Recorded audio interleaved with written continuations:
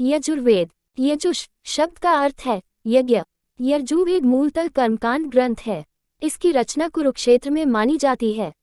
यजुर्वेद में आर्यों की धार्मिक एवं सामाजिक जीवन की झांकी मिलती है। इस ग्रंथ से पता चलता है कि आर्य सप्तसैंधव से आगे बढ़ गए थे और वे प्राकृतिक पूजा के प्रति उदासीन होने लगे थे।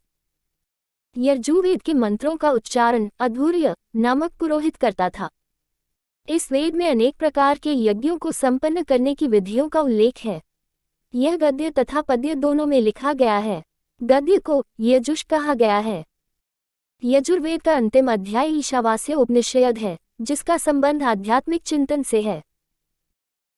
उपनिषदों में यह लघु उपनिषद आदिम माना जाता है क्योंकि इसे छोड़कर कोई भी अन्य उपनिषद संहिता का भाग नहीं है। यजुर्वेद के दो मुख्य भाग हैं। 1. शुक्ल यजुर्वेद। 2. कृष्ण यजुर्वेद। शुक्ल यजुर्वेद विषय सूची छिपाएं 1. शुक्ल यजुर्वेद। 2. कृष्ण यजुर्वेद। 3. यजुर्वेद की अन्य विशेषताएं। 4. संबंधित लेख। इसमें केवल दर्श पौर्मासादि अनुष्ठानों के लिए आवश्यक मंत्रों का संकलन है। इसकी मुख्य शाखाएं हैं 1. माध्यन दिन। 2. तान्व। इसकी संहिताओं को वात्स्नेय भी कहा गया है क्योंकि वात्सनी के पुत्र याज्ञवल्क्य वात्स्नेय इसके दृष्टा थे। इसमें कुल 40 अध्याय हैं। कृष्ण यजुर्वेद। इसमें मंत्रों के साथ साथ तंत्रयोजक ब्राह्मणों का भी सम्मिश्रण है।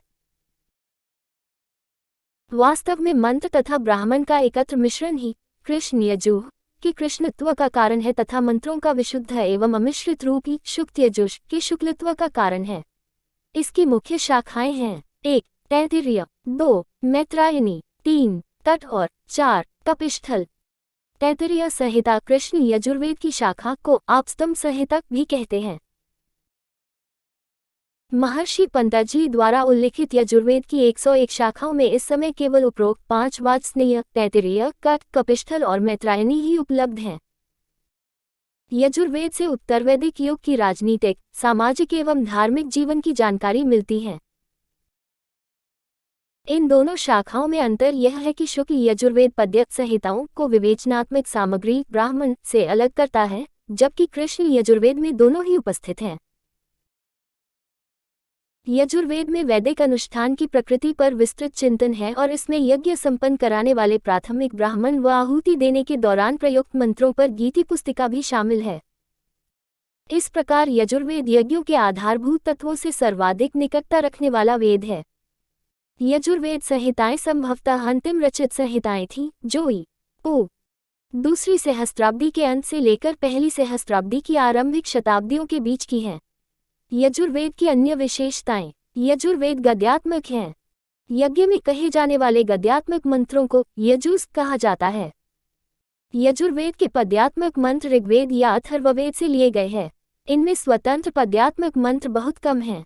यजुर्वेद में यज्ञों और हवनों के नियम और विधान हैं। यह ग्रंथ कर्मकांड प्रधान है।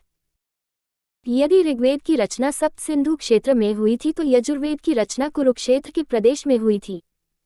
इस ग्रंथ से आर्यों के सामाजिक और धार्मिक जीवन पर प्रकाश पड़ता है। वर्ण व्यवस्था तथा वर्णाश्रम की झांकी भी इसमें है। यजुर्वेद में यज्ञों और कर्मकांड का प्रधान है। निम्नलिखित उपनिषद भी यजुर्वेद से संबद्ध हैं। श्वेताश्वतर, बृहदारण्यक, ईश, प्रश्न, मुंडक, मांडूक्य,